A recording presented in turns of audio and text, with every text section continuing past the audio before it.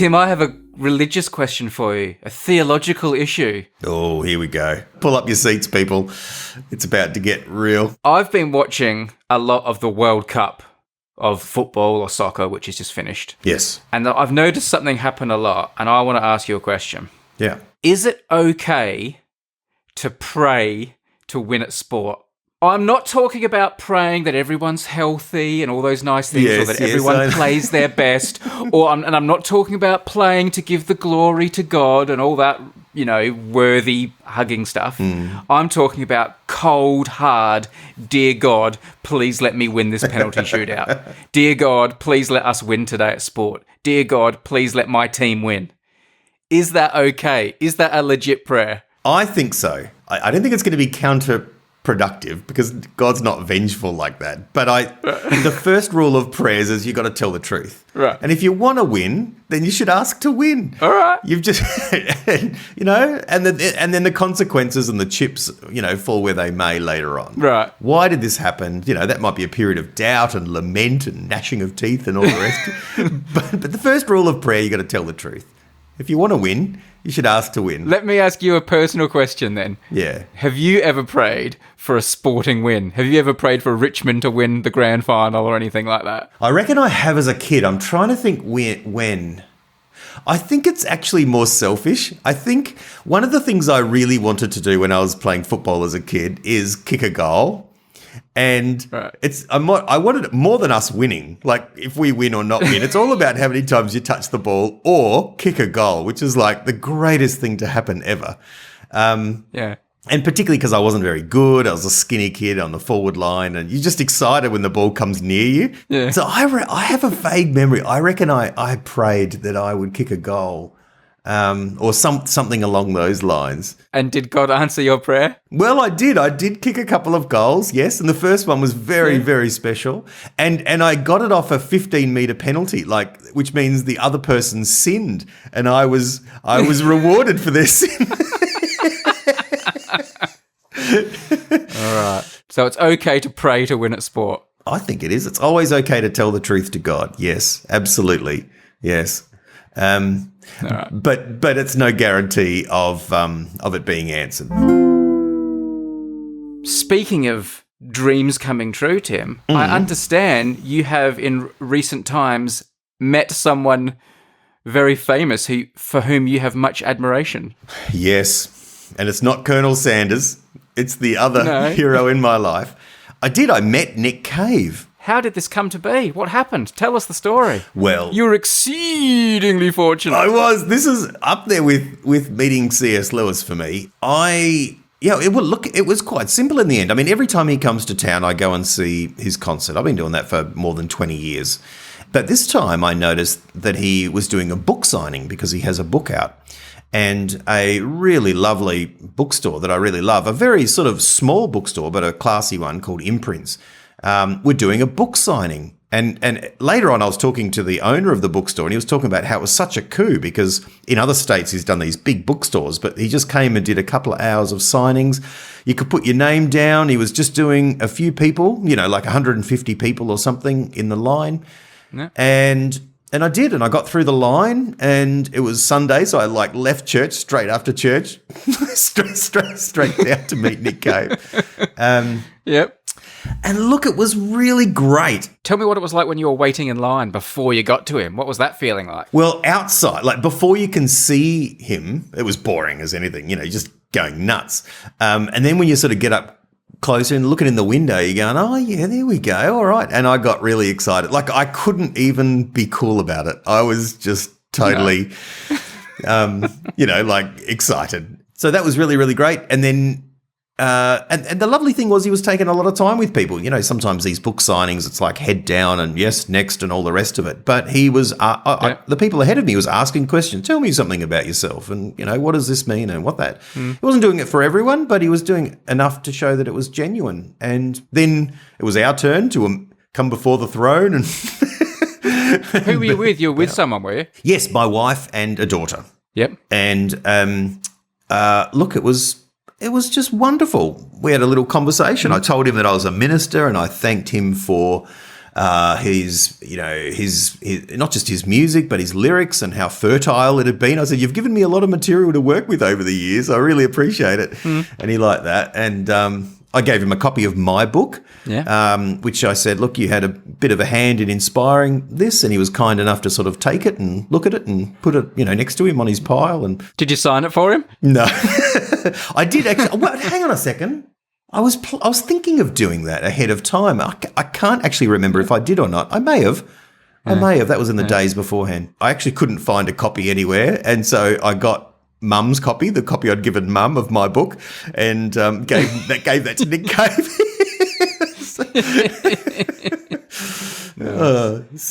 Did he say anything to you that was memorable? Anything that stuck in your head? He did, because I talked to him about faith a little bit. Like he said, because I'm a minister, right? And so he said, I've been on a bit of a journey around. A long journey about faith, becoming it more real and present for him. And I said, I know, I've tracked that over the years. It's been really exciting and really interesting to watch. And so we just talked about that for a little bit. And he talked about sort of, that last step into church and what that means. And were you trying to save his soul, Tim? Only God can save his soul, Brady. That's if he uses me as a vessel, I am merely clay in the potter's hands. Okay. No, it was more like he followed it up. It was actually, we were done. It was really lovely. We just had the pleasantries and talked about that for a bit, and then I moved on. And then he said, actually, and then the conversation, I turned around, I was like, oh, right, we're still going. We chatted a bit longer. He was like, you want to go to Starbucks? Yeah, he was like, and I was like, look, Nick, just it's Sunday, leave me alone. I've been to church. Come on. But it sounds like it was a great interaction. It was wonderful. It was exactly what you wanted to be. I mean, it's only a few minutes, and it's obviously nothing to him. But he took a moment, and in one sense, it is a funny thing, isn't it? It doesn't mean anything, but it was meaningful. And afterwards, it was over, and it's like, well, that's just a fleeting moment. But it was lovely. He signed some things, which was good. I had a copy of his lyrics and a particular page of lyric that I love, my favourite lyric. He signed that page, so I can sort of tear that out and, put it in a little frame. Do you want to tell people listening what your favourite lyric is, just in case they're Nick Cave fans as well and they want to follow up? Well, you really are indulging me. This is really quite unusual, I know. Brady. I mean, I'm treating you better than Nick Cave treated you. My favourite Nick Cave song is a song called The Mercy Seat. Yep. So there's a lovely lyric where he says, in heaven his throne is made of gold and the ark of his testament is stowed, a throne from which I'm told all history does unfold. Down here it's made of wood and wire and my body is on fire and God is never far away. Into the mercy seat I climb, my head is shaved, my head is wide. I hear stories of the chamber of Christ was born into a manger, and like a ragged stranger he died upon a cross, and might I say it seems so fitting in its way. He was a carpenter by trade, or at least that's what I'm told. You did very well to resist cracking out the guitar then. I know you've got it there. Oh, yes. When I said I was going to let you say a lyric, I didn't think it would be quite so many, but there you go. You got him in. Welcome. I feel like one of those bush poets, who's, those Australian bush poets who sort of make money out of, $1 for a poem, young fellow. And very nice. Very good. There we go. We'll put, if Tim sends me some pictures and stuff, I'll put some things in the show notes for people who want to say anything. Did you take a picture with him? I did, yeah. I got a lovely picture with him. He was kind enough to do that, which was really nice of him. What a top man. He sounds like a great guy. Yeah, well, he's meant a lot to me, and his art has meant a lot. It was really lovely to meet him. I feel content now. Like, oh yes, that's about right. Yes, good, lovely. Did you mention the Unmade podcast to him at all? I didn't. No. I didn't have time to bring up the podcast. Well, that goes without saying, doesn't it? I mean, of course, it's like, mentioning the weather. It's like, of course, he loves the Unmade podcast. You buddy gave him your book. You could have given him an Unmade spoon or something. I could have. Maybe a collector card. Sofa Shop mixtape. Oh. You reckon he could have done a version for us? We already have our Nick Cave Sofa Shop. Well, that's right. For people who've forgotten. If I meet him again, I'll definitely make the Unmade podcast the focal point of conversation.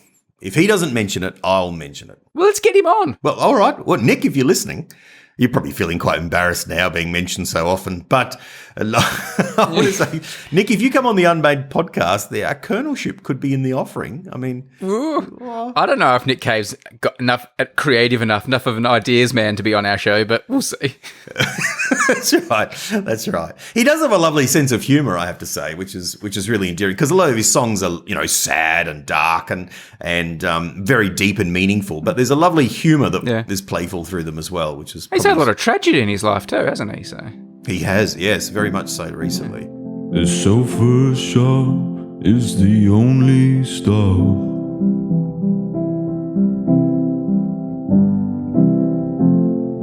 For the sofa that you need. Let's move on to some parish notices. Unless you want me to give you 20 minutes to talk about the fact your dad was Dutch or something. Or... So we start with a religious question. We've moved from God to Nick Cave. Where do we go next? Parish notices. In a recent episode, I discussed doing a podcast about left-handedness. Yes. I encouraged left-handers to get in touch. Yes. A lot of left-handed people have gotten in touch with us to tell us stuff. All of them, you reckon? Have all of them got in touch, man? I mean, how many are there? Well, 1 in 10 people are left-handed. So if all the left-handed people listening to the podcast got in touch, you're looking at 6 or 7 people, possibly. So I was thinking all the left-handed people that there are, but that's actually... Yes. Here, let me read some of these to you, Tim. J5 Dev says, about wearing the wedding ring on the other hand, in some countries like Germany, Austria, Poland, it's normal to wear the ring on the right hand. So it's not a thing about being a righty or a lefty. It's more of a cultural thing. Right. So there we go. A few people mentioned this as well. Thank you for that. Nuclear Tumbleweed says, I'm nominally right-handed, but my brother is a lefty, and I picked up many of his habits growing up. I write, throw, and brush my teeth with my right hand, but I do pretty much everything else with my left hand, from eating to texting to batting. I favour my left side. It's an interesting quirk that catches people off guard and adds fuel to the nature v nurture debate. I do still wear my watch and ring on my left hand to keep with tradition, though. All right. I often wonder if left-handed people, I mean, if you were left-handed, wouldn't you, some sort of connection or signal between them would be great. Like everyone naturally shakes hands with their right hand. Why wouldn't left-handed people put the left hand out and then another left-handed person would know that that's, left, yes, I see. And it's like a little signal between them. Secret code. Like Freemasons, don't they have secret handshakes and weird stuff like that? Little tickle on your palm when you shake hands. Say, I'm a Freemason. I'm a Freemason. Well, maybe lefties do that, and we just don't know what it is. But they use the right hand, but there's something else going on that's too subtle for us to notice, or we haven't been brought in on. They could have a whole secret thing going on. We don't know. But maybe they can read minds and stuff, and they just haven't told us. They could have all sorts of powers. A Quaver Past 8 says, in Australia, I am mostly called a lefty, but I've also been called gammy-fisted and khaki-handed. I actually thought it was cack-handed in Australia. That's the term I know from Australia. But anyway, mostly by my mother, who can't stand to watch me using a knife or pouring a jug of water, but she's not the only one to have called me that. And once a taxi driver called me a mollyduker, which I hadn't heard until then, but I've later learned is an older Australian slang. Yeah. I don't think it's used much anymore. It might possibly be more common in rural areas and in older generations. I actually don't mind mollyduker, even though its origins might still be negative. Well, there's I've just Googled it. It's mollyduker wine, so I guess it's been redeemed as a word, but... Okay. Yeah. It hasn't got some terrible origin, has it? That's racist, and we have to cut the whole section. No, it literally means a left-handed person. So yeah, it's not racist. There we go. It's just I've heard them. I have heard them. Cack-handed in particular, I'm very familiar with. Gammy-fisted, cack-handed. It's Molly Duker, is it not Molly Docker? Molly Duker, Dooker. There we go. Were you familiar with any of those? No, not at all. No. Let me read some. Unusual more. For me, being an Australian bush poet. Yeah, no, yeah. Ends Up Drivel says, I'm left-handed and used to wear my watch on my non-dominant hand. Between high school and university, I worked as a chauffeur for an eccentric, picky, and very wealthy individual. Being in a right-hand traffic country, the watch on my right wrist would sometimes reflect sunlight into the back seat, something my employer really didn't appreciate. He insisted I either move my watch to the other hand or stop wearing one altogether. I joked back that he could alternatively purchase a car with the driver's seat on the right side. Ultimately, I agreed to switch hands, as it was a small sacrifice for great pay and perks and a summer job. However, I never went back, and years later, I continue to wear my watch on my dominant left hand. There you go. Yeah. Would you like to be a chauffeur? Do you think you'd be a good chauffeur? No. I don't really like driving. I don't think you'd be a good chauffeur. Although you chauffeured me around for many years. I did. Before you had a car. Driving the other side of town. I never complained about your watch. No. No. And they're long cars to drive. You've got to get in and out and traffic. No. They don't always have to be long. They don't always have to be like long limousines. Like you can just drive like people around in a nice like BMW or something. No, I know, but they're still big cars. I don't like big cars, really. Here's one from Mike. Hi, Tim and Brady. I'm a leftie that grew up in the US. Actually, I was jealous of right-handed people because everything seems designed for them. Like you mentioned, ink always smears when you're writing. Even worse, growing up, the school desks had a gap on the left side to enter, so I had to crane my arm across to write it all. I could go on, but later in life I moved to China. Being left-handed here is extremely uncommon, as it is impossible to write Chinese characters correctly with your left hand.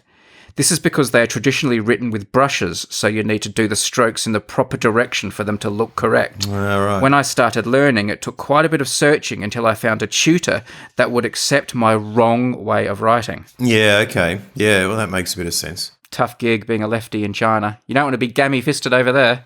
I wonder if there are any professional calligraphers who are left-handed, if they're able to do the copperplate and all that sort of stuff. This is a burning question. I have a couple of go-to calligraphers because when I do weddings as a minister and we get them to do the lovely writing on the wedding certificate, and they just whip it out. You think they're going to sit there for hours or weeks working on it, but I turn up, they put it down and so forth. There it is. There we go. And it's like their natural handwriting, but carefully done. But using a fountain pen and doing it with your left hand, I think that might be a challenge. Do you feel pressure when you have to do your signature in like the wedding register and on documents that you do a really nice one? I do take a moment to do it nicely, and I use a nice pen, so you've got to be careful with it and let it dry. You don't immediately, rub it up against something. But I do take a moment, but I have a pretty ordinary signature. It's a very quick, functional one that I've had since I was about 13. So it never looks that great. No. Kevin says, my brother wears his watch on his right wrist as well as being left-handed because when he was little, Pierce Brosnan was the infamous James Bond and was a leftie and wore it on his right wrist. And my brother wanted to be like Bond. He got so used to it, he can't wear it in another way. Also, that was quite the controversy over Bond not being a leftie and Brosnan not being fit for the role as a result. Interesting. Interesting piece of left-handed trivia I did not know about the left-handedness of James Bond when Pierce Brosnan took the role. No, indeed. Anyway, Kevin says, thought you would like the story. I also have a question for you. As I'm from the United States, I've heard people abbreviate this a lot of ways. Is it common in both Europe and Australia to say US, USA, or US of A when abbreviating United States of America to the letters? Let's all agree that the last one is wrong, at least. What do you say? US, USA, or US of A? I say the US these days, but I think I've only been saying that for about 20 years. I reckon it used to be USA when I was young. Yeah, I say the US. I think when you say US of A, you do it like you're being like a bit ironic, like a dad joke. Yeah, hey, you're from the US of A. That's like, if someone says US of A, I think they're being like, they're trying to be a bit funny. Yeah. I would say the US. Yeah, going to the US, going to the States. The States? Or do you ever say America? America. Well, rarely. I probably would have said that more when I was a kid. Now you think, of course, it's before you knew that, North America's more than the US, but in America. Again, I say it in a funny way. I've got a friend who lives in the States and we talk about America, like without the A, just America. Yeah, but, America, yeah. I liked this one. This came from Brianna in Pennsylvania, and this is talking about another idea. This was Tim's idea of things that you do for 11 months, things that you did because Tim's obviously trying to go 12 months without eating meat. But at the time he told us about it, he'd only been doing it for 11 months, so that was the joke. Anyway, This is what Brianna said. I had to laugh when you started talking about I tried it for a year and only making it to 11 months, because this exact phenomenon occurred for me just a few weeks ago at the start of November. At the outset of 2022, I set a very simple goal: to go outside for 10 minutes every day this year. I made myself a little calendar and ticked it off every day. Bonus points if I made it out during the daylight hours. I achieved this naturally most days, but there were a few days I had to go out at 11:30 p.m. for stargazing in the freezing cold in my backyard just to keep the streak. On November 3, I woke up and had the horrifying realization that I hadn't gone outside the day before. It had been my sister's birthday, and I was so caught up in the festivities I'd completely forgotten. I'm still riding it out to the end of the year, but the heartbreak of breaking my year-long streak in November is still a little sore. Oh. Love the podcast. Keep up the good work, from Brianna. Devastating. Fail. I think every November too, we should have 10 minutes of outside silence in memory of Brianna's broken streak. Yes. What a sad day. I would have thought that's a reasonably low bar to jump, really, going outside for 10 minutes. Going outside? I would. There would be a few days a year at least that I don't go outside. There'd be quite a few days. I live in England, though. Yes, indeed. I guess through your winter, and you work from home too, so. All right. There we go. Lots of correspondence. Thank you, everyone. Thank you, everyone. Unmadefm@gmail.com is our email address. And also, Reddit, social media, all those places. Get in touch. If there are any left-handed calligraphers, we'd love to hear some war stories of how you've managed. And if you've met Nick Cave, let us know how it went. That's right.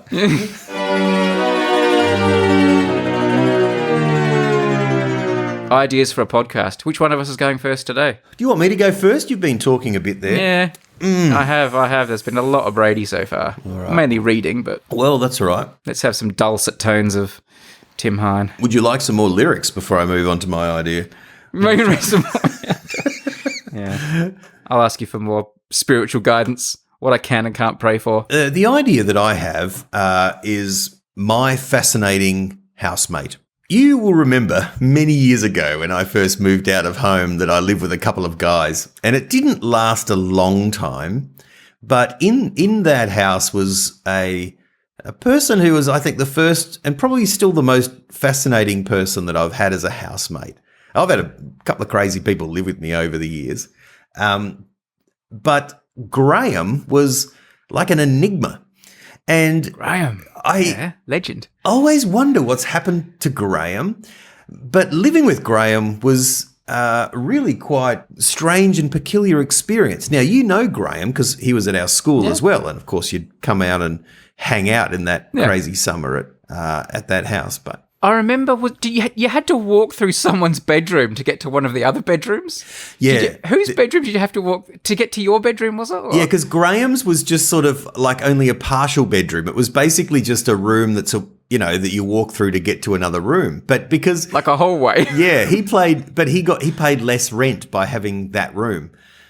He was quite frugal, Graham. He was. So, you had to walk through Graham's bedroom to get to your bedroom. But that was no problem for Graham because Graham's entire possessions consisted of, I think, one pair of jeans, and a few t-shirts and shirts and about 7 or 8 novels. And I think that's all he had in the room, really, apart from his mattress. He was really quite a bohemian in that sense. A simple existence. That is apart from his KFC uniform, because the great redeeming quality of Graham was that he was manager of a KFC, and that was incredible. He was it was like he had the keys to the kingdom. He did. And so every night he'd bring home a bucket of chicken, which was fantastic. So our fridge consisted just of lots of buckets of chicken from each corresponding day earlier, throughout the week. But Graham was a fascinating guy, firstly because he had so little, but also because just the way he sort of went about things. He wasn't particularly eccentric, but he was, I don't know, in those post-school years, he just seemed to be not like a Kramer, but just on a different plane for some reason. He was a mysterious guy. I remember even when you played Monopoly, he played Monopoly like he lived. Like, we would have these epic games of Monopoly. Yeah. And he would do deals with everyone. Like, okay, yeah, I'll give you my train station, or I'll give you Mayfair, I'll give you whatever you need. on the condition that you don't charge me if I land on your stuff and that. That's right. So he became completely non-threatening, but he just travelled the board with all this immunity.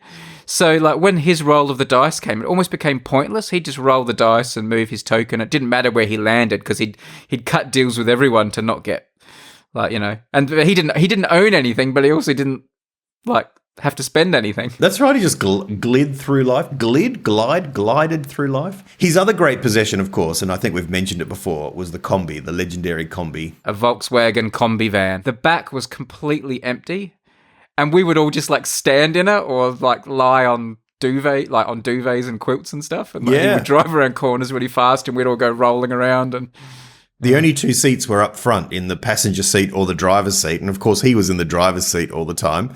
And so that was pretty special to get in the front seat. But everyone else was just piled into the back. And we painted this thing all these different colours and wrote Triple J, our favourite radio station, all over it and all sorts of things. Yeah. And I always wonder what happened to that Combi. But I always wonder what happened to Graham. I haven't seen him for 25 years. Years later, when I was working at the newspaper, there was a girl I worked with who it turns out was dating him. Oh. Like, one day she came up to me and said, "Oh, do you know Graham?" You know, and said his name. And I was like, "Yeah." She goes, "Oh, he's my boyfriend." I couldn't believe it. Wow. But I never met him again. I never saw him during that time. And I think, I don't know, they broke up or I don't know what happened. I left the paper. But so I knew, so he was alive. He still existed. But I don't know where he went. And he's not the sort of guy that would do social media. So you can't really track him down. He's just vanished into, I like to think he's still working at KFC. That would be great if he was. The last time I saw him was in the foyer before a Radiohead concert, which would have been the same week you interviewed Radiohead famously and didn't tell me about it. Yeah. But that was in 1997, and I haven't seen Graham since seeing him there. All right. And even then I hadn't seen him for a while. So he was a fascinating roommate and fascinating housemate, I should say, not roommate. We didn't share a room. Well, we did actually share a room, and then I walked through his room to get to my room. But most of the people I've lived with have been quite close friends, so they're not like weird or eccentric, and I kind of, knew who they were. Yeah. But I did have fun stories. My mate Rod, who I lived with for many years in multiple houses, was always good fun because we both worked at the newspaper, and if you worked at the newspaper, you had it delivered for free. Yeah. And you had to have it delivered for free. You couldn't cancel it because they wanted to have as many deliveries as they could. So because there were two of us there, we had 2 papers delivered every day. It would be rolled up and wrapped in a sort of a tight plastic cling film. Yes, I remember. And 2 of them would be thrown onto our front lawn. But of course, every morning we got up and went to work at the newspaper where there were thousands of copies of the newspaper. And we'd written the newspaper the day before. So it wasn't like we had to open it to read it. There was no reason to open the paper. So we would always just grab our 2 newspapers and throw them on Rod's pool table, snooker table.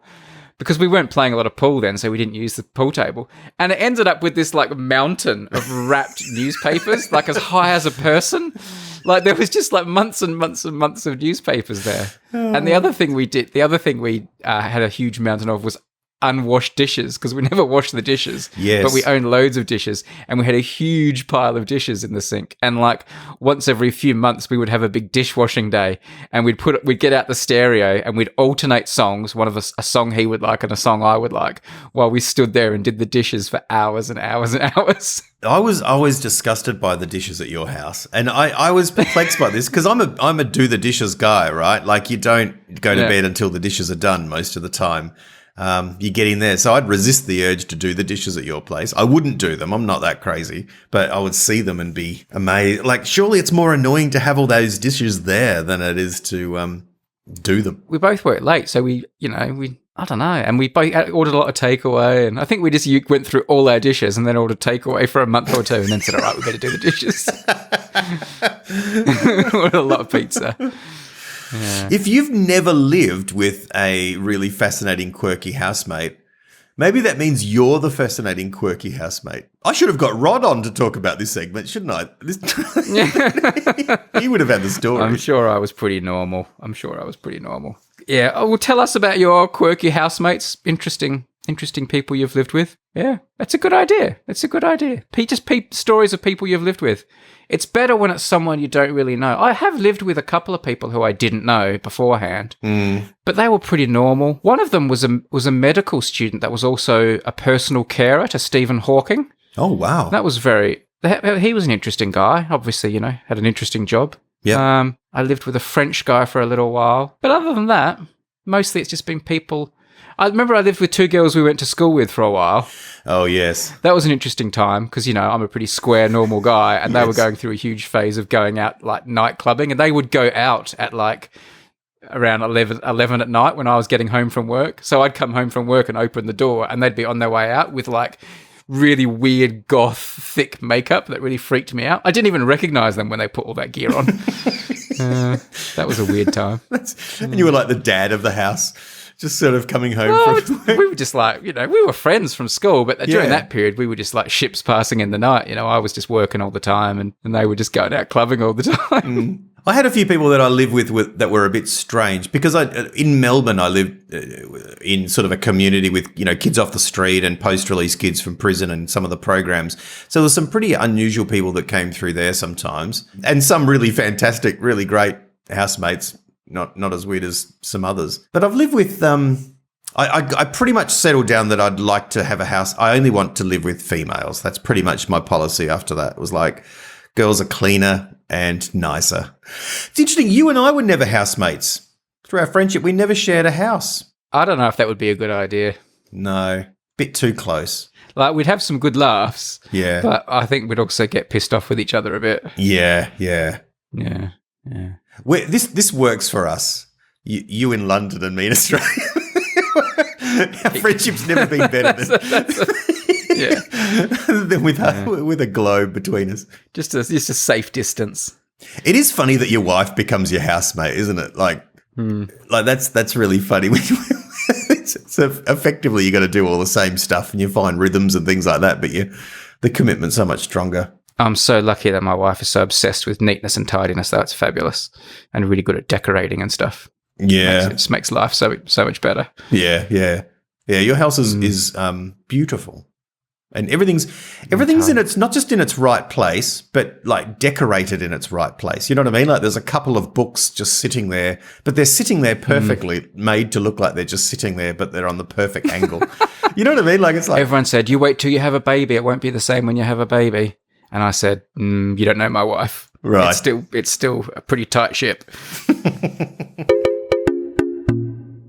So, today's episode has been brought to you by Hover. Faithful Hover.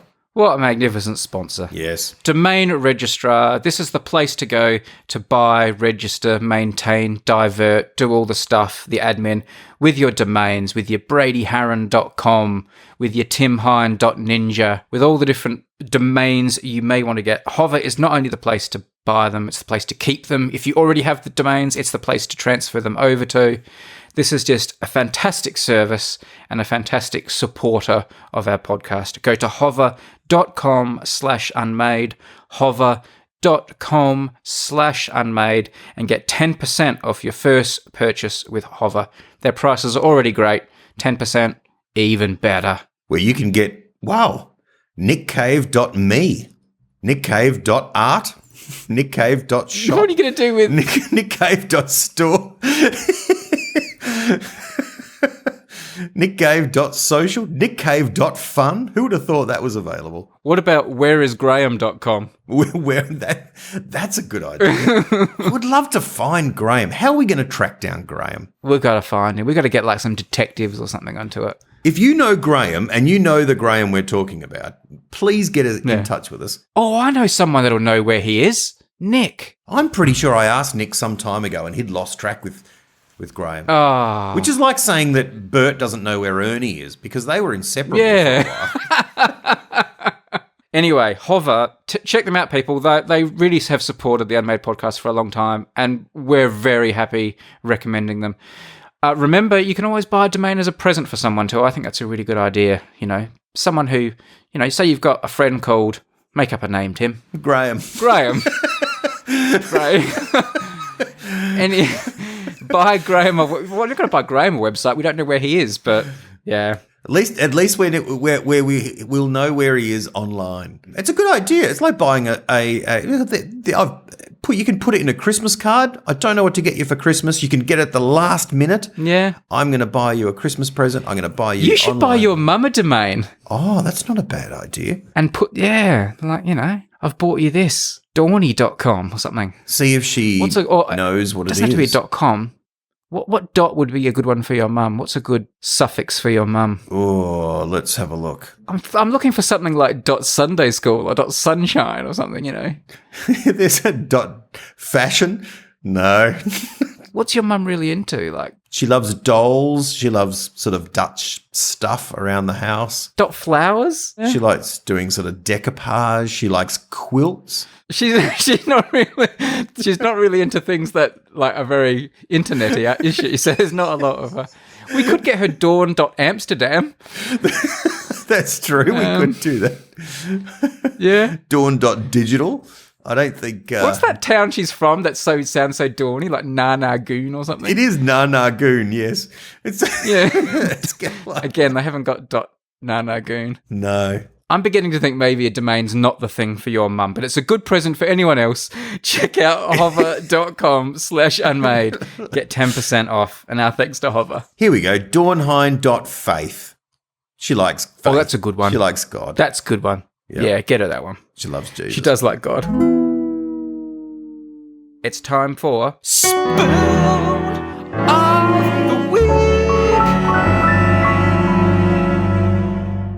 Oh. Now I've got nothing. Tim, I've let you off the hook. Yeah. I've let you off the hook. Oh, yeah. Good. Yep. Because I've just been on holiday and I went to a place that had loads of good spoons. I bought one, and then on the last day I was there was a shop that had incredible spoons in the window. Some of the best spoons I've ever seen, but it was shut because it was Sunday, so I couldn't get them. Yeah. So you're going to have to make do with this one. I went to Salzburg in Austria, and let me just say, Salzburg is not secretive about the fact that Mozart was born there. They don't mind letting you know. So I got you a Mozart spoon. I'm holding it up to the camera there. Just a nice run-of-the-mill. That looks like Mozart. Yep. Decorative spoon, and the handle, the enamel oval top, is a portrait of the man himself. Just a good, solid Mozart spoon. It's a nice selfie. Yeah, exactly. It's a painted selfie. Fantastic. There'll be a picture of that in the show notes. And also, we've been sent a few spoons lately. I thought I'd just share one with you. This has come from Tim. Dear Brady and other Tim, I took a road trip across the USA this spring with my 10-year-old daughter Maisie from Everett, Washington to New London, Connecticut. Along the way, we stopped at a kitschy tourist trap called Woldrug in the town of Wall, South Dakota. I picked this spoon for you out of a selection of 4 or 5 different choices. If you choose to include it in Spoon of the Week, I believe it will be the first in the collection to feature a spinny bit. Thanks again for the years of entertainment. I'll hold up the spoon for you. Spinny bit. You can see in the oval, in the handle there, where it says Woldrug, which is obviously the name of the shop, there's like a little, a picture of the store and the name. And that turns, if you push it, it's like stuck between 2 little pins and it rotates. But I'm sorry to say, Tim, this is far from the first spoon that we have featured to have a spinny bit in the handle. I can think of at least a couple of others. But don't let that diminish from the kitschiness of your spoon and our appreciation of you sending it. I love a moving part on a spoon, certainly. Yeah, it is. It shows an extra degree of engineering. And we've got on the letter here, P.S., if you like my spoon, any chance you could give me a brief shout out for my silly podcast about parallel dimensions called Dispatches from the Multiverse. I promise it's clean. Plug done. Done. Thanks for the spoon. Now, do you want to crack out the guitar? Oh, yes. Because it's time to announce our winners. This is the part of the show where we announce stakeholders, Patreon supporters, people that have gone to patreon.com/unmadefm and shown us a bit of love, a bit of support. It puts you in the running for prizes. And we're going to send an Unmade podcast souvenir spoon to Irene from Vienna. Irene from Vienna. Keep going, man. Come on, Irene. We'll go, and now we're gonna send a a tape, a Sofa Shop mixtape, to Peggy from California. Peggy. I feel like Peggy, there's a song about Peggy. Well, there's Peggy Sue by Buddy Holly. Oh, yeah. I don't know that. You know all that because your parents are boomers. My parents are too old for that sort of stuff. I mean, I think Buddy Holly predates my parents for music taste, but I know it more because I think he sings it in the film La Bamba, which I loved. Oh, yeah. And he died in a plane crash, and I'm fascinated by people who die in plane crashes. Yeah. With the Big Bopper and Richie Valens. Indeed. All right. We have 5 Patreon supporters that are going to receive Spoon of the Week collector cards, a handful of those in an envelope. We have Balal from Derby. Balal. Nice. You're not being very musical there. Oh, man. Okay. Oh, sorry. Sorry, sir. All right. Balalalalal. Balalalalal. How about Ross from Scotland? Ross from Scotland. Ross from Scotland. I don't know why that sounds so funny. I just love it. Ross from Scotland. What about Paula E. from Canada? Paula E. Like Sheila E. Yeah? Paula E. Oh, that's nice. Surely you can do something with Justin J. from Virginia. Justin J. JJ. Austin J. And last but not least, Brenton F. from New South Wales in Australia. Brenton. I love it. An Australian called Brenton. Brenton's not the most musical name, Brenton. Yeah. Brenton. Where's he from? He's from New South Wales. All right, okay. Brenton from New South Wales. Congratulations, son. All right. Thank you. As I said, patreon.com/unmadefm. We really appreciate those of you who support us. And we always got little treats and extra things for you guys on the Patreon page. And now it's time for... Moon of the Week.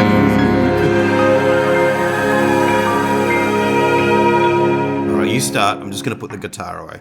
This may take a while. I may be sometime.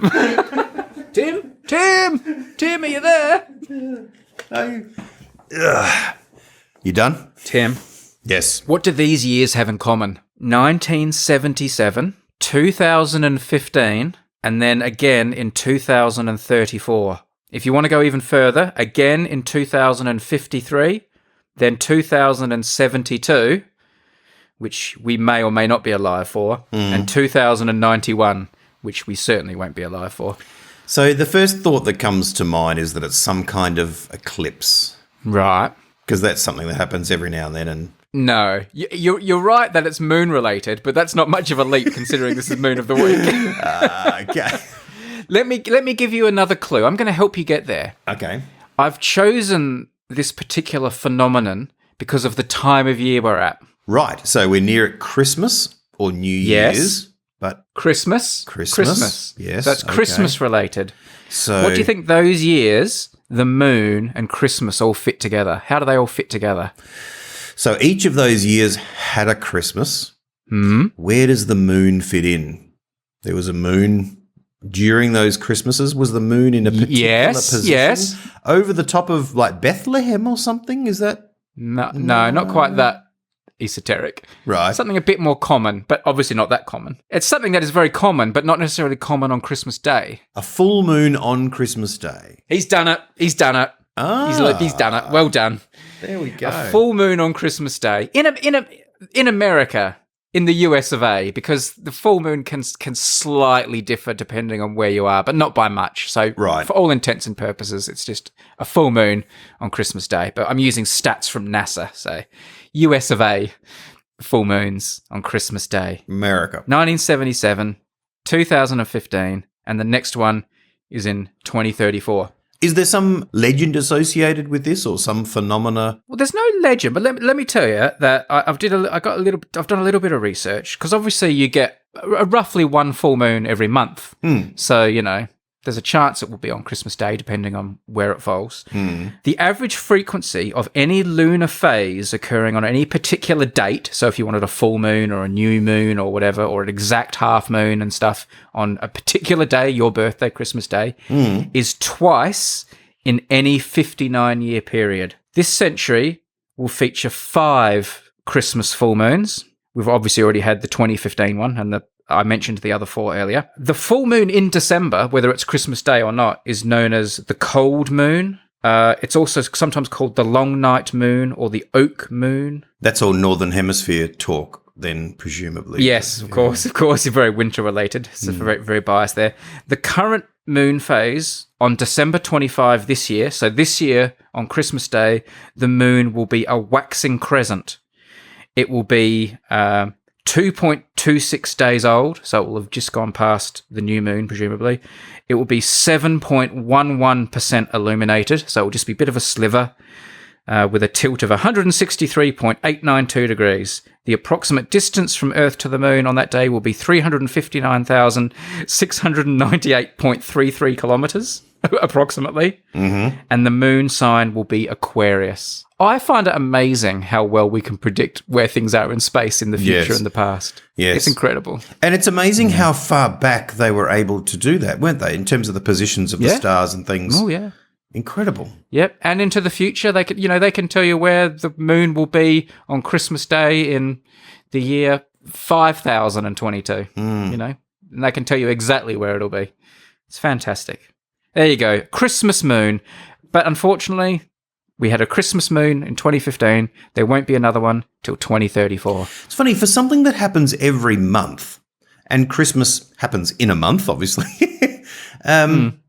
it surprises me that it's so rare. Well, 2 in any 59-year period on a given date. Because it's always moving. The date, it's always moving. Yes. In its position in the month. So, there we go. Do you have a favourite stage of the moon when you go, oh, look, the moon's in its second quarter, and I love that angle? I like it when it is quite crescenty. I like it crescenty, like a little bit of a crescent, Not too much of a sliver, not that sort of, fingernail sliver, a little bit more meat to it, but yeah.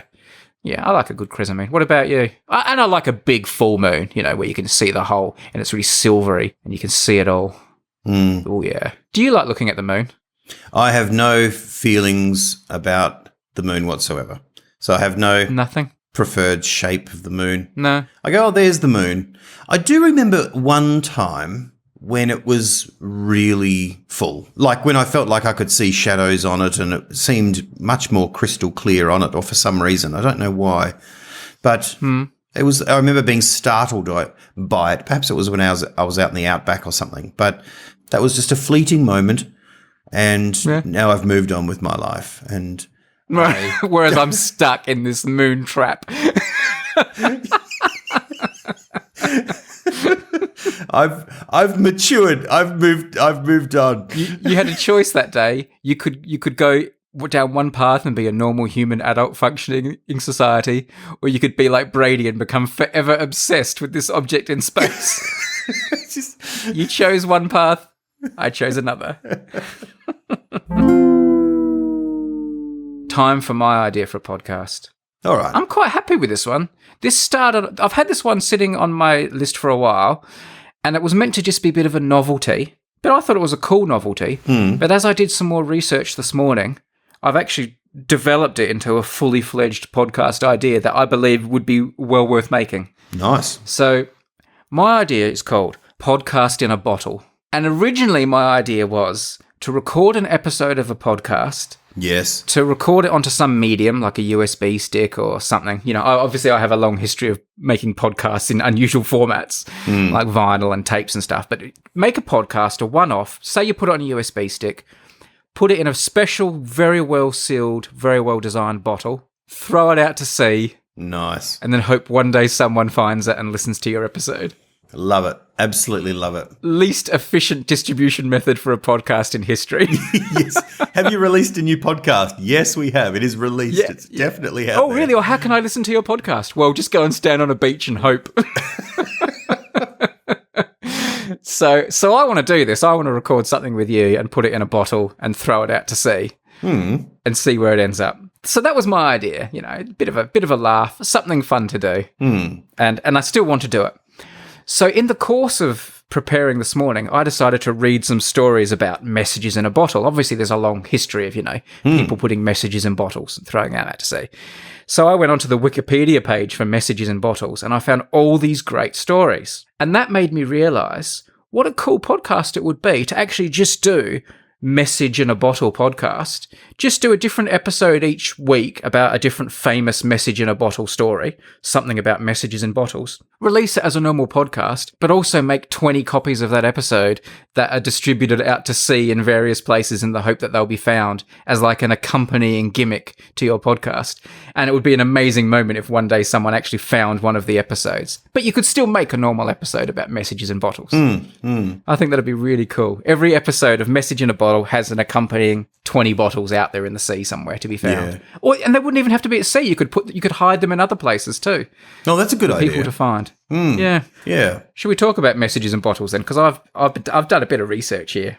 Go for it. Yeah, tell us. I love this idea. The first thing you're probably wondering is how likely is it that a message in a bottle gets found if you throw it out to sea? Now, it's important to point out we have different styles of messages in bottles. You've got the classic, I'm marooned on an island, come and save me. Yeah.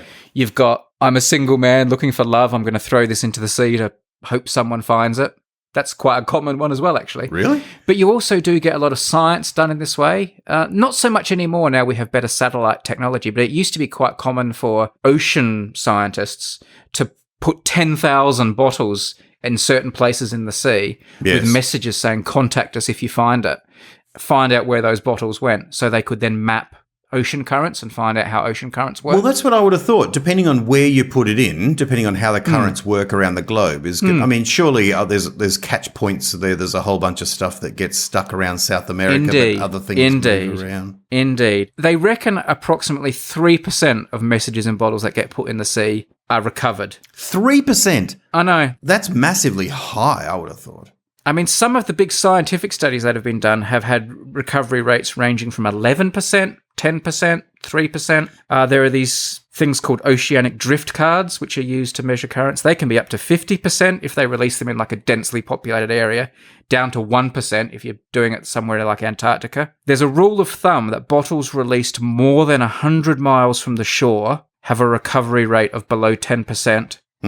And it's only a few percent if you release it more than 1,000 miles from a shore. Well, see, now that's right. That depends on, I mean, if I throw something off the Glenelg jetty and someone picks it up in Brighton, well, that's not amazing. That's just rubbish, But I assume this has got to be something that's taken into a different continent. Hence, you've got your 100 miles, 10%, 1,000 miles, few percent. But coming back to what you said, they reckon about 90% of marine debris washes up on less than 10% of the world's coastlines. Ah, yeah. And it favours beaches that are perpendicular to dominant ocean currents. So you're right, most things do get kind of funneled into a smaller percentage of places to be found. So I've got here a bunch of message in bottle stories too. Can I share some of them with you? Please, yeah. This is great.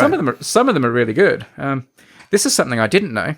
Christopher Columbus, when he encountered a severe storm while returning from America, the US of A, he is said to have written on parchment what he had found in the New World and requested that it be forwarded to King Ferdinand and Queen Isabella. He enclosed the parchment in waxed cloth and placed it in a large wooden barrel so it could be cast into the sea. Columbus obviously survived the storm. That barrel was never found, but he was like a kind of, oh no, all my hard work's going to be lost.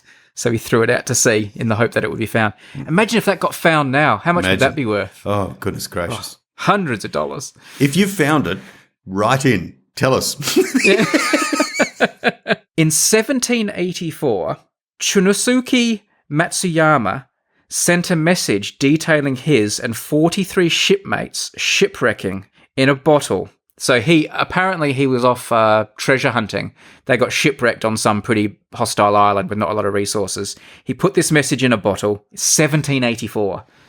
I think they all died on this island. That was pretty grim for them. In 1935, so this is 151 years later apparently, a Japanese seaweed collector in the village of Hiroshimura found the bottle. And Hiroshimura is where Matsuyama was born. Wow. That's a good one. So, yeah, right. What a podcast story there is to be told there. Treasure hunting, shipwrecks. Apparently the message they wrote on the bottle was like carved into the wood of a coconut tree and stuff. Awesome. This is where you need to be playing the Police's Message in a Bottle underneath this little bit. Funny you should say that too, because I did a lot of research into that song before, because I knew you were going to bring it up. Apparently that's Sting's favourite Police song. Right. And I think he says SOS 31 times during the song. Oh, really? Sending out an SOS. Yeah. In 1875, ship's steward Van Hoyduk and cabin boy Henry Trusselot of the British sailing ship Lenny released 24 bottled messages into the Bay of Biscay telling of the murder by mutineers of their captain and officers.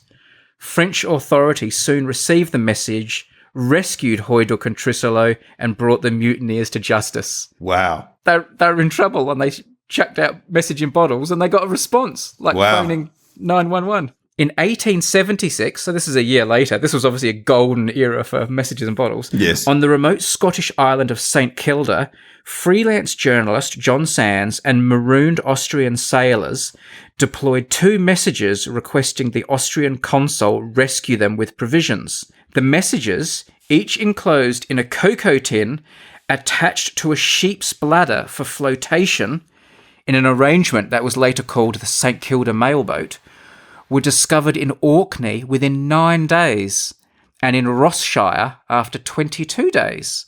Since that time, sending St Kilda mail, in quotation marks, has become a recreational ritual for island visitors, the containers often riding the Gulf Stream to the British mainland, Shetland, Orkney, and Scandinavia. Yeah, wow. So that's become this tradition of making these unusual messages in bottles. And Yeah, to know that there was a particular current that links, almost like a sister city or something, that there's a high chance something in this country will reach this particular beach of this country here. That's nice. Little highway, little freeway. Yeah. You'll like this one. In 1929, a bottle that became known as the Flying Dutchman was released by a German marine science expedition, with instructions for any finders to report the find, but then return the bottle to the sea. It was found at several locations in successions.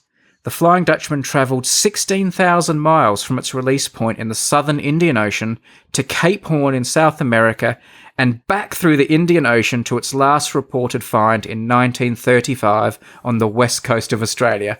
Oh, wow. So this one bottle kept getting found and chucked back in the water. That's pretty honourable, isn't it, to throw it back in rather than keeping it as a cool souvenir, but passing it on. That's cool. Here's one for us. On January 7, 1943, a Schweppes lemonade bottle was found near Woolnorth in northwestern Tasmania, containing a penciled message thrown overboard on April 17, 1916, by an Australian soldier called John Oppie as his troop ship passed between Encounter Bay and Kangaroo Island, South Australia. Oppie himself survived to see the message returned. Oh, wow, that's great. So just near Kangaroo Island there, we threw it in the sea and it got found over in Tasmania. So this gives me an idea. Like if maybe Graham's out there and he's trying to contact us, but he's throwing messages in bottles and... Message in a bottle seems like the sort of efficiency of message sending that Graham would use too. Yes, it's his particular brand of analogue. In 1956, a Swedish sailor called Eike Viking sent a bottled message, quote, to someone beautiful and far away. The bottle reached a 17-year-old Sicilian girl named Paulina, sparking a correspondence that culminated in their marriage in 1958. The affair attracted so much attention that 4,000 people celebrated their wedding. Ah, that's romantic. There's a few other good ones like this. This is a good one. In what was described as perhaps the most famous message in a bottle love story, in March 1999, a green ginger beer bottle was dredged up by a fisherman off the Essex coast. The bottle contained an 84-year-old letter tossed into the English Channel in 1914 by a British soldier, Private Thomas Hughes, days before he was killed in fighting in France. Wow. Hughes's letter, written for delivery to his wife, who had died in 1979, so 20 years before the bottle was found, was delivered instead to his then 86-year-old daughter in New Zealand by the fisherman himself, who was with his own wife flown to New Zealand at the expense of New Zealand Post. Imagine that, being 86 years old and someone finds a bottle at the bottom of the sea with a message from your dad days before he was killed in the World War One. That's amazing. I can relate. I mean, there was an email the other day at work I couldn't find, and I went and searched and it took me about 15, 20 minutes, and then I found the email. It was a draft. I thought it was gone, and there it was. Have you ever thrown a message in a bottle into the sea? I think I've done it a few times when I was a kid. Like, no. I just write, "Hello, I'm Brady," and just chuck it in a Coke bottle. Just off the sand, so it'll get washed back 10 minutes later. It's just littering. That's all that is. Yeah. No, I've never done it. What would you put in now? What would you write today if you had to put a message? We're going to do one. You and I are going to do an Unmade podcast, Message in a Bottle. And I'm going to arrange to have it dropped in the sea thousands of miles away, not just off the jetty. Right, okay. Yeah. All right. Well, that's something to look forward to, isn't it? That is good. Do you want to hear a couple more? Yeah. A teardrop-shaped bottle was found in March 2002 on a beach in Kent in the United Kingdom, containing an unsigned letter from a French woman expressing her enduring grief over the death of her son at the age of 13. British author Karen Liebrich spent years of research unsuccessfully trying to find the mother, and eventually published a book called The Letter in the Bottle in 2006. The book was published in French 3 years later, in 2009, it sparked huge media coverage that alerted the mother for the first time that her letter had actually been discovered. Saying she initially felt violated by the publication of her personal suffering, on the condition of continued anonymity, she agreed to tell Liebrich the details of her son's 1981 death in a bicycle accident, her decades of suffering afterwards, and the story surrounding the release of the letter from an English Channel ferry. I like that. I like that she stayed anonymous, but that is incredible. Yeah. You mentioned just littering in the sea, which brings me to this next one. July 2017. A Scottish widower seeking female companionship sent 2,000 bottled messages adrift at various locations around the UK. And though claiming he received responses from 50 women, he ceased the practice in response to public complaints and an investigation by the Scottish Environmental Protection Agency. Yes. At some point it does just become a problem, doesn't it? That you're throwing things in the ocean. This one's interesting because it involves South Australia, but also the distance. May 2019, a Gatorade bottle with a 4-page letter written in Spanish was found in Brown Bay near Mount Gambier, South Australia. The letter had been sent from Argentina by a mother and 2 children as a loving tribute to their husband and father who had died of a stroke a year earlier. Oh, wow. Gatorade bottle. I love it. So you don't need a posh bottle. No, you don't. I guess the plastic might even last longer with the seal. But yeah, that is amusing. They've obviously done it as a lovely ritual of a farewell, a funeral sort of act. But it is funny that they reached for a Gatorade bottle. It's like this incredibly meaningful moment, and then they're like, all right, you finished, Jimmy? Right, all right, give it here. And then polish off that Gatorade first. Yeah. Last but not least, this is interesting because this is a lot shorter in terms of time and distance. In June 2019, 3 hikers trapped above a waterfall on California's Arroyo Seco tributary released a bottle SOS message that was quickly discovered a quarter of a mile downstream, allowing them to be rescued by helicopter the following morning. So they just chucked it in the river and someone downstream found it and a helicopter got it. Message in a bottle, podcast in a bottle. That's my idea. I wonder if there's any stories like the shortest time. In other words, I can imagine, of a guy writing a letter, putting it in a bottle, throwing it into the ocean. 10 minutes later, and a girl picks it up, opens it, they fall in love, get married. It's just like the same beach. It's like, oh, man. Maybe like you'd see the lady down the other end of the beach and think, oh, I like the look of her, but I'm too shy to speak to her, and you use the old bottle ploy. That's right. It's like she thinks it's all romantic and you just chucked it in 30 metres down the beach. 30 metres. And you've written something like, I will be at the beach on, the 2nd of August in 2022. If you happen to be here, look for me in and it's that day. I'm really psyched about this. So we'll come back to this. I'm gonna take this further. We're gonna get some bottles out to sea with a podcast in it. I like it. There's all sorts of reasons why it resonates, because they're like a time capsule as well. They're like a time capsule that's you're not in control of. We have a time capsule under the church, which is to be opened in a few years, actually. And, there's previous, generations of kids have put things in there, presumably, and all the rest. But not having a control on it is a wonderful idea. You're grabbing an artifact and throwing it out into the ocean. You don't know who's going to find it or if it's going to be found. Do you have any idea what's in that time capsule under the church? No, I don't. No. Could it be like gold or stuff? Ancient relics? No. Like no. Some saints, the tooth of a saint or something? Or No, nothing like that. There are people in the church that have been around for, coming for a long time, like 80 years and stuff, since they were kids. So they may remember when it was, I'm sure they would remember when it was put in there, and they may have some idea what's in there. They may have one of their own drawings in there or something like that. How do you get to it? Are you going to have to smash the floor with a sledgehammer to get it? Is it? No, it's under wooden floorboards, and there is a trapdoor and that kind of thing. So I think it's been used a couple of times. I think it was. No, I'm not totally sure. I'm going off my guessing here, but it is under floorboards, and the floorboards have been positioned in a way saying, well, you'll be able to unlock this and open it at a certain time. But then I think it goes, I haven't looked in there at all, and I don't know if I can get in there or not. Maybe only someone who's worthy can open it. And on the day, everyone will gather around and Tim the minister will come forward and try to open it, and it won't open for him because he's not worthy. They'll look around, and so some small child will come forward, and they will be the chosen one. And the mantle will move to them, and they will become the minister. Well, would you love to find a message in a bottle on the beach, one day when you're out surfing or something? Yeah, it would be nice, wouldn't it? I would like to find that Christopher Columbus barrel. That would be pretty cool. Oh, that would be straight to eBay. Straight to eBay. I'd probably stop my surf early that day just to come in, bring it in, just sit on the towel on the beach, go back out, finish the surf, come back. Yeah. Yeah. Light the barrel up and have a little beach fire and toast some marshmallows. Well, you don't need the barrel anymore. Just take the contents out. Driftwood. Oh, I had another thing. You're about to drop in some words? No, I'm not. No. Oh. No. Okay. No, I'm not going to mention Hawaii, but I was going to mention something else. I can't believe one of your secret words is Hawaii. We spoke about messages in bottles drifting around islands, and you didn't drop Hawaii in.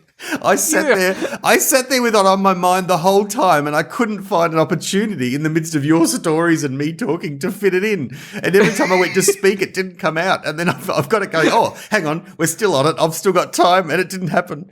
But talking about time capsules and time and that kind of stuff, I was thinking about something this week, which I want to test on you, because you know how we've talked before about Groundhog Day and what a great movie it is and all that stuff. But I have a theory that I think Paul McCartney may be living Groundhog Day for real.